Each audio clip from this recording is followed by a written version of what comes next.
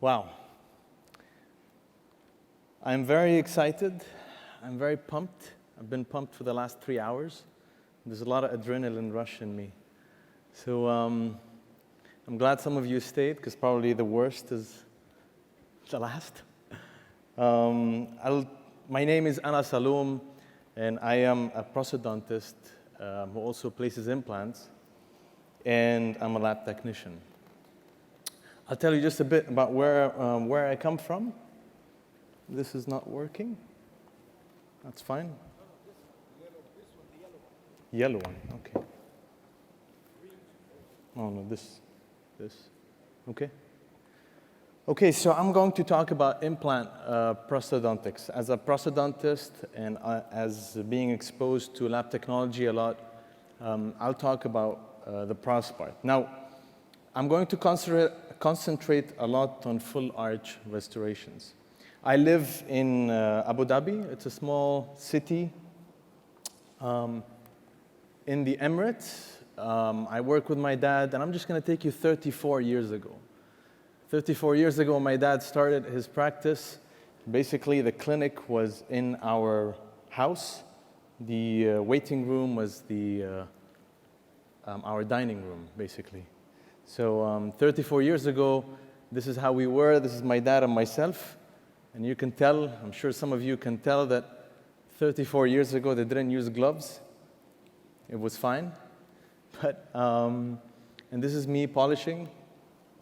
I still love to polish after all these years. And now I work with my dad, and we work together. We manage 2 offices.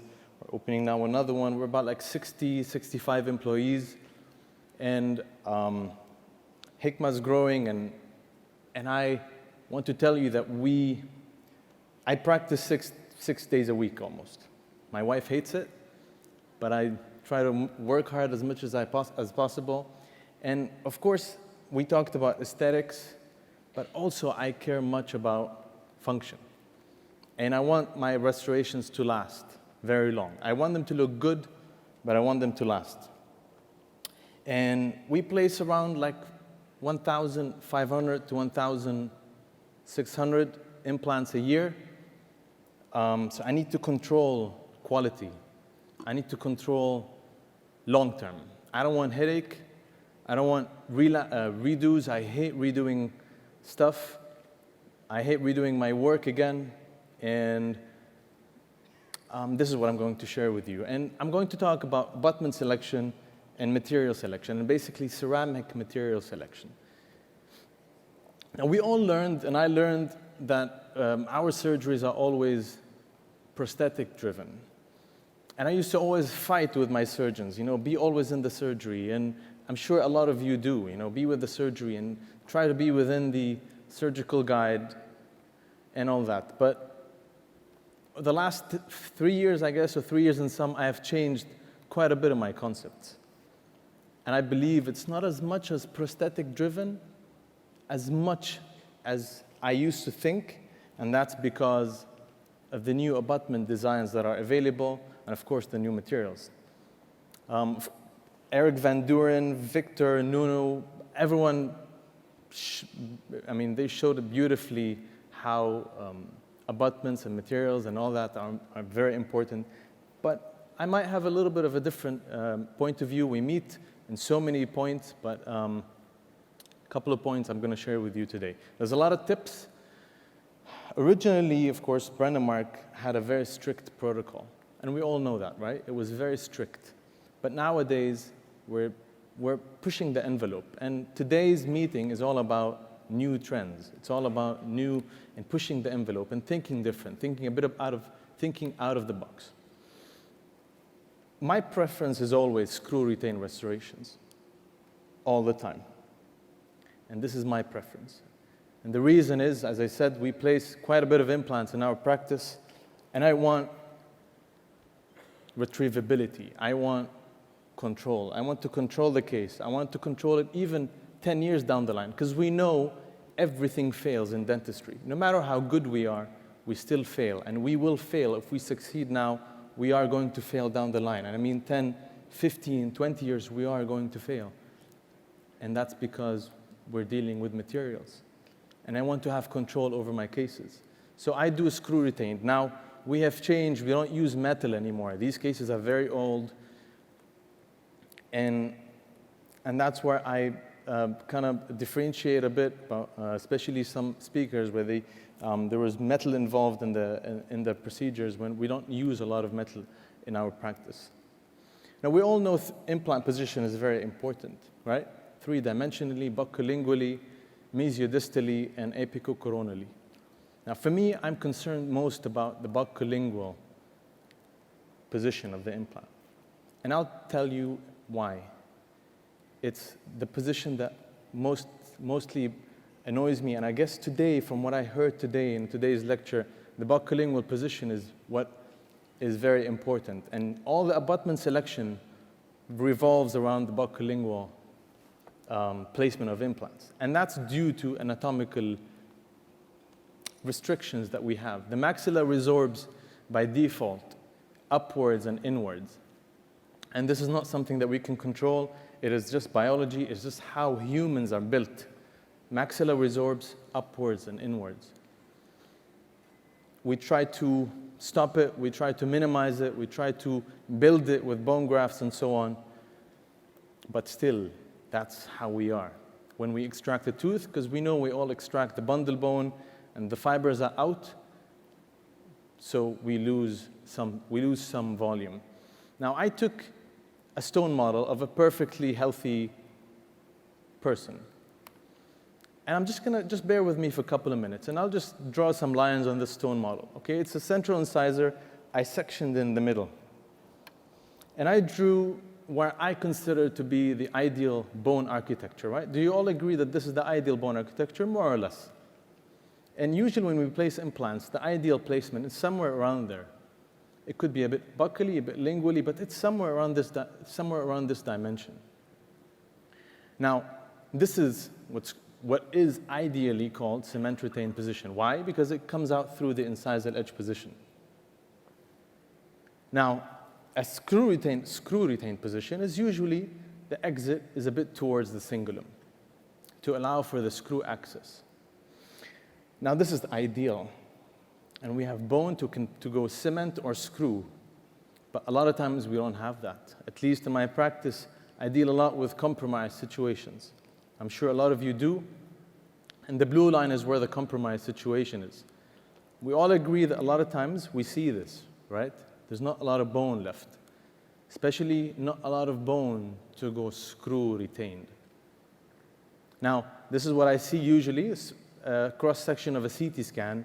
And the cross-section of the tooth is where it has to be in the future. And if I place the implant here, which is encircled in bone, it's healthy, it's going to last long, there's no recession, or minimal recession, or no issue is going to happen. And this is a cement retained position, because it comes out through this incisal edge position. Now, if I want to place in this compromised bone a screw retained position, I'm going to have dehiscence, right? I'm going to have fenestration on the buccal bone. And therefore, I was taught in the perio department that we always do bone grafts, we build up the bone because we want to go screw retained, we want to go as much palatal as possible. But you know what? In real dentistry, real practice, not a lot of patients want to go through bone grafts. And I want to minimize biomaterials as much as possible. So what if we can place the implant in an ideal position? What I call the biological position. I don't have to worry about the prostheses. I don't have to worry about where the exit is. I just place the implant where there's the maximum amount of bone in the alveolus or in the surrounding bony structure. But I can still have it screw retained. So thinking a bit out of the box, where it's not something that we invented as dentists, it's not something that I invented, it's been a long time ago in the engineering concepts, where you can actually screw the screw with a screwdriver on an angle. Usually our screwdrivers, if you all pick up your screwdrivers at your office, you can only screw it perpendicular. You cannot go on an angle. And that's due to the way the screw is and the way the screwdriver is. But if I can screw my screw in an angle, if I can go up to 30 degrees, that would be great. This is what we see usually, right? This is what we see usually when we place the implants. We place it this way, right? Everyone does it that way, especially on the anterior. We go a bit more buccal, because that's how the bone is, especially on extracted sites. When we engage the palatal bone, we have to go buccal. And so it's a cement retained. And I don't want to do cement retained. I want to stay away from cement retained. So going to the digital world, this case where we actually made the impression with the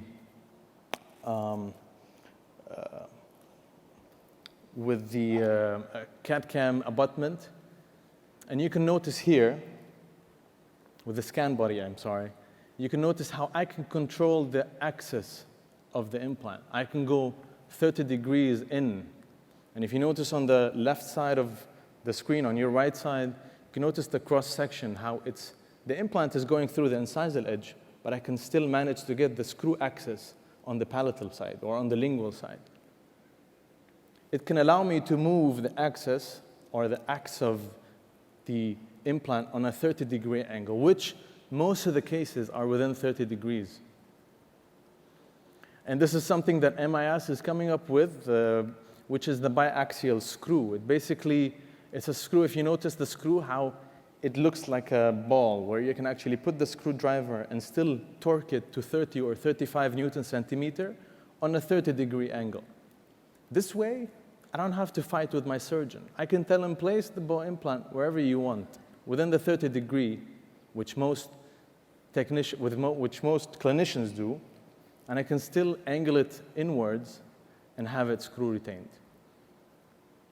And you can see the slot on the abutment where you can actually pull it back palatally. These are the scan bodies, and this is the final prosthesis, and you can see how it's cemented. I'm not going to show you the cementing process. Victor showed it. There's a lot of people that showed how we cement it, and this is what we're doing nowadays. We're minimizing metal, but we're having the interface in metal, but we're using zirconia, or we're using lithium disilicate, or whatever. And you can notice here how the screw axis is going through the palate. You see a little video of how the axis is coming towards the palatal side. And I agree with Eric Van Duren and Victor that the abutment is golden in color. That helps us a lot with minimizing as much as possible that grayish, ugly look of the soft tissue. And it's only one abutment, and it's only one screw. So I don't have to deal with two screws. I don't have to deal with multiple abutments or multi-unit abutments or whatever. This is the case. This is after it's delivered. And we've got good bone. And you can see the screw axis is towards the palate. Okay? Now, I just put this actually about an hour ago. I just wanted to put this case because Eric showed a beautiful case of how sometimes with these cases we've got the buccal side very thin that we can't mask it. We can't mask the high value of the zirconia, which I agree actually. And in 2005, we did this study when I was at USC, where we actually placed the implant, and you can see it's typical. It's placed towards the buccal, and we did soft tissue. We augmented the soft tissue as much as possible with the soft tissue grafts. And we did a study where we actually placed 3 types of abutments. One is gold nitrate to give this warm dentin color, but still we failed. If you can see the soft tissue, it still didn't look very good. Zirconia with a metal silver screw, it still has, if you notice on the mid-coronal part, you can still see a little bit of gray. But with a gold screw, it looks the best. So even the screw with these types of cases, especially on lateral incisors, even the screw color can make a difference. That's how detailed these cases are. Even the screw color can make a difference. And in this case, of course, it's done with the zirconia and the gold screw. This was done about 2005. Now, My domain is full arch restorations. I just wanted to share with you the concept of these abutments that actually changed the way I do dentistry with all my cases. Now, going to full arch restorations is a bit difficult, or sorry, it's a bit different, because now there's so many things involved. Now, in 2006, I'm going to share with you how I used to think and how I changed, because we change, right? We all learn from our mistakes. And in this case, I was still in residency, and we placed these implants, perfectly placed, perfectly parallel implants. And my thinking, of course, is to do the Bentley option, right? To do ceramics on top of ceramics. Metal, PFM on the maxilla, and PFM on the mandible. This was our Bentley option. So 8 implants in the maxilla, perfectly parallel, and 8 implants or 6 implants in the mandible. I did my wax up, that's when I was a resident. I did my wax up, and I did my even layer of ceramics, just like my peers taught me. But still, and this is PFM, this is the case delivered, and after 3 or 4 months, the patient came back with a fractured or chip of the incisal edge. What happened? Why did that happen? And it happens a lot. And I talk to a lot of my colleagues that do layered ceramics. This happens. Now, I go back to my friends, right? These are my 3 friends. When I treatment plan, and I learned that from Pascal Mania, I really like it very much. It's basically, when you treatment plan any case, you have to use these 3. 1/3, 1/3, 1/3. Evidence base, clinical experience, and your common sense. A lot of times, we have enough evidence base. And in some cases, we have actually no evidence base to support what we're doing. That's why we go to clinical experience, what our mentors are doing, or friends. And a lot of times, we don't even have that, so we go to common sense.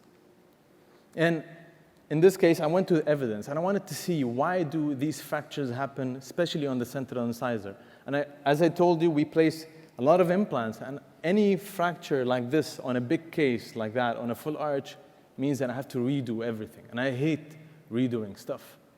So we went to the evidence, and we saw that there is really a lot of evidence, but its maximum is 3 or 4 years, or maximum 5 years. And everyone has the same thing. Everyone tells us that these pictures are from this article, that actually what happens with layered ceramics on zirconia, that the most problems happen is chipping. Even Paulo Malo documented this 40% fractures. If you analyze the research, you'll notice that 30 to 40% chipping of ceramics. This is huge.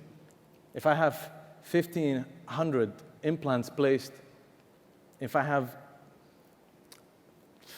30 full arches in a year, that means that I have 30% of them failed. That's too much for me. So I go to the common sense, and common sense tells me that hard on hard versus ceramics, it will fail. Why? Is because your system is as strong as your weakest link. And what's the weakest link in our reconstructions? It's ceramics, right? It's the weakest link. So what do we do when it comes to material selection? When it goes ceramics versus ceramics, we try to do minimal controlled cutback or absolutely no cutback. And with the new materials that are available, and I'll show you now how we do this minimal cutback or absolutely no cutback with these cases, with these full arch restorations, I'm going to take you to the digital part of how we design. And if you can notice, the incisal edge is still in ceramics. Sorry, it's still in zirconia. There's absolutely no ceramics placed on the incisal edge because that's where the fractures happen, especially on the maxilla. And if you can notice here, using also this concept of the implant that we can angle it, you can notice how we have different angles on your right side of the screen. We have 28 degrees. So the surgeon actually placed the implants wherever there is bone. He didn't even look at my surgical guide. And I went and I did everything, and I brought everything inwards. And you can notice 25 degrees, 30 degrees, 15 degrees, depending on the case.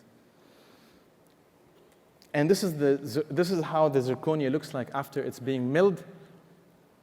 And just to show you quickly how, still fine details, how I go with my technician and we finesse these interdental papillae with a burr in the green state when it's not sintered yet. And this is very important because a lot of technicians, what they do is after it's being sintered, they grind it and they induce all these cracks.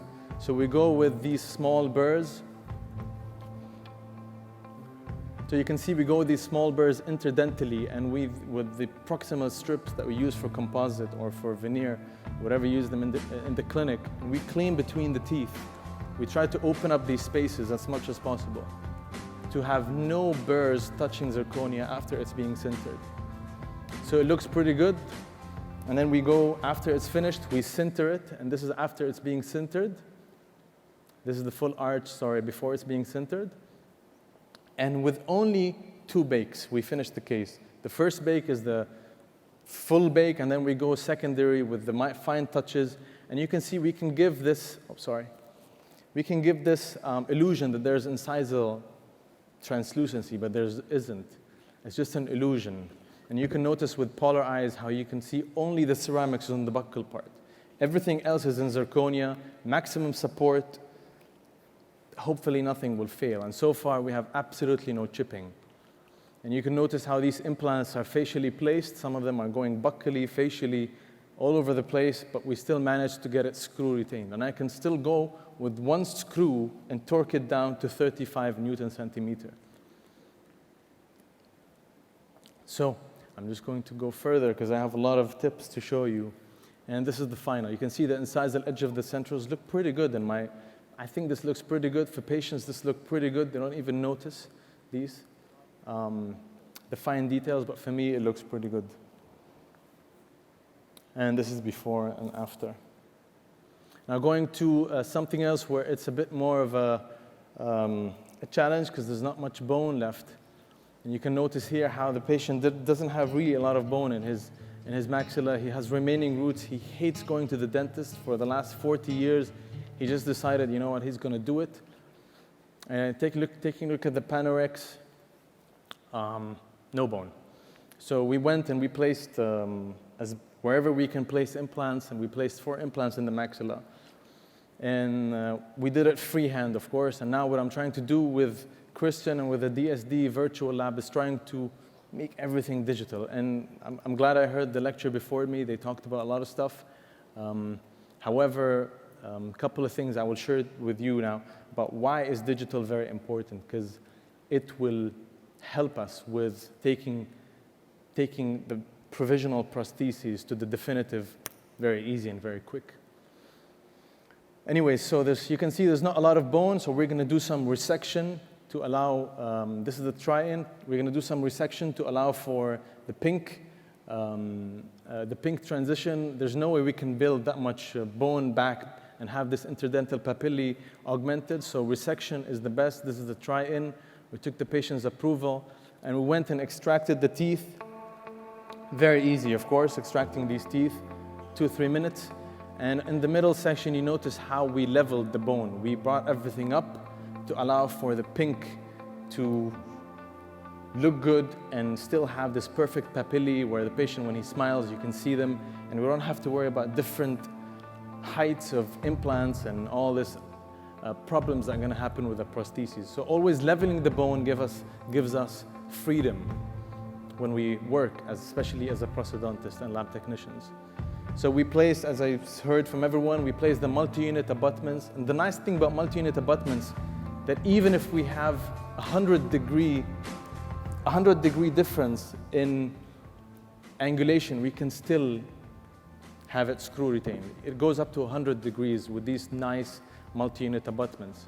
On the left side, or on your right side, is where the immediate loading is finished. We torque it down to about 15 or 20, and the patient goes home with the nice provisional prosthesis within like an hour and a half. This is done by hand, nothing digital, just to show you that we're allowing room for pink. And these are the multi-unit abutments to move everything up, to move everything to the tissue level, not worrying about bone or not worrying about blood or none of that, going all the way up. trying to work as much clean as possible. Now that's where the digital comes, and that's what the guys at the DSD lab, which I really agree with what they're doing, is moving from the provisional prostheses to the final. That's where the digital is really important. And that's what we're trying to work, hopefully, in the future cases with the guys. And you can see this is our trial prostheses. It's all wax.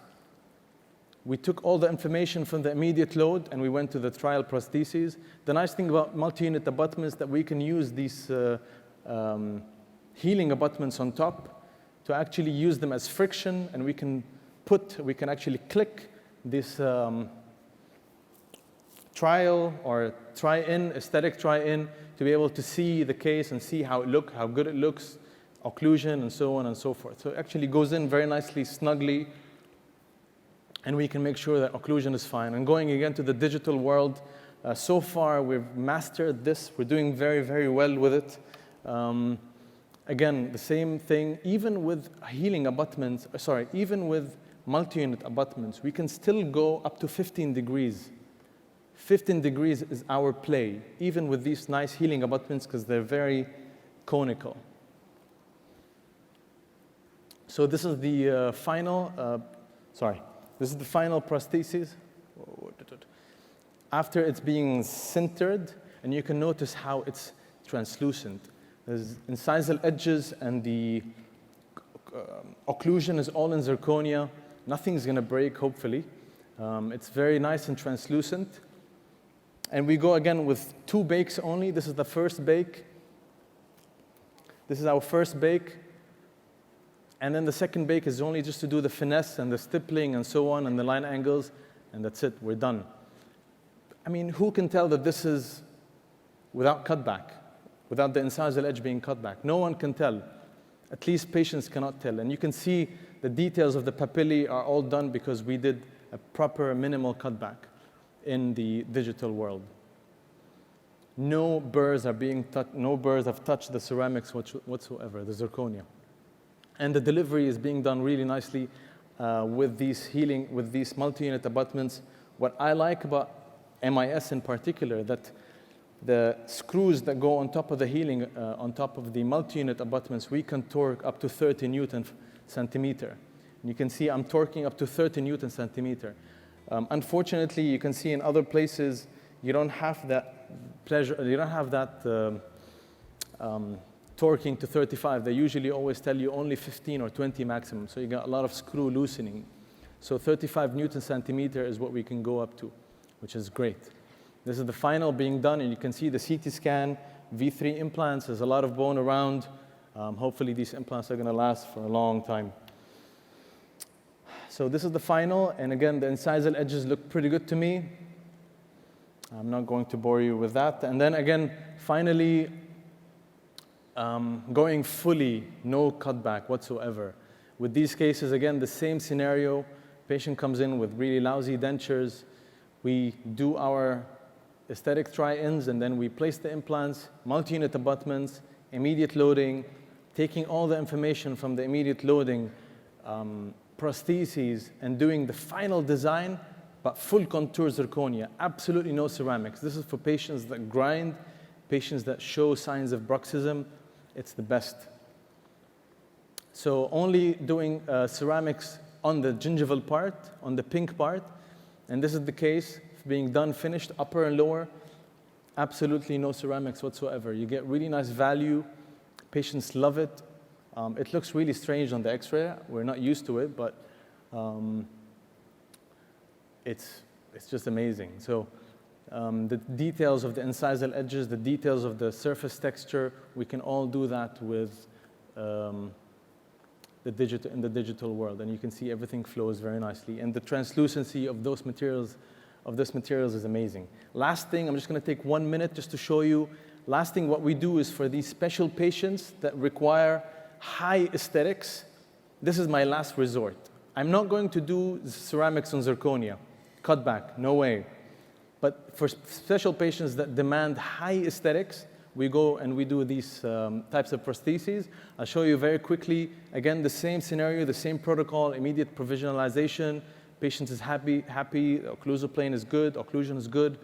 I'm going to do my wax try-in, taking all the information from the immediate prostheses.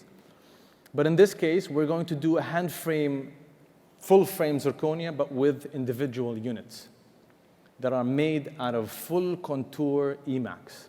So again, we are not doing any layering whatsoever. So these are the full frames made out of zirconia, and we've got individual units. We only layer the pink, absolutely no stress. This is not going to fracture whatsoever. And then we cement these, and you can see the translucency of them is amazing. It's lithium disilicate. Individual units, still screw retained, because we can still have these holes inside the middle of the crowns. And again, as Victor showed very nicely, the way we have these lithium disilicate on top of the zirconia with screws to allow for screw retained prostheses, but still allowing the titanium bases to be glued in the lab. We glue them in the lab following the same protocol that he talked about. I actually sandblast, Victor. I like to sandblast my prostheses. I don't like to rely only on chemical adhesion. I don't know why, but I like mechanical. I like to make sure that there's a lot of mechanical retention, so I sandblast them always. Again, maybe I'm just a control freak, but I like to have maximum control. So these are the titanium abutments, and we cement them in the lab. So I'm finished. This is the final prosthesis. Again, you can see amazing aesthetics because we have Emax involved. And the nice thing about it, if anything fractures here, we only replace a single crown. We just do regular crown and bridge. We don't have to remove the whole thing. And this is the final, and beautiful aesthetics. Thank you very much. I am just on time. Thank you.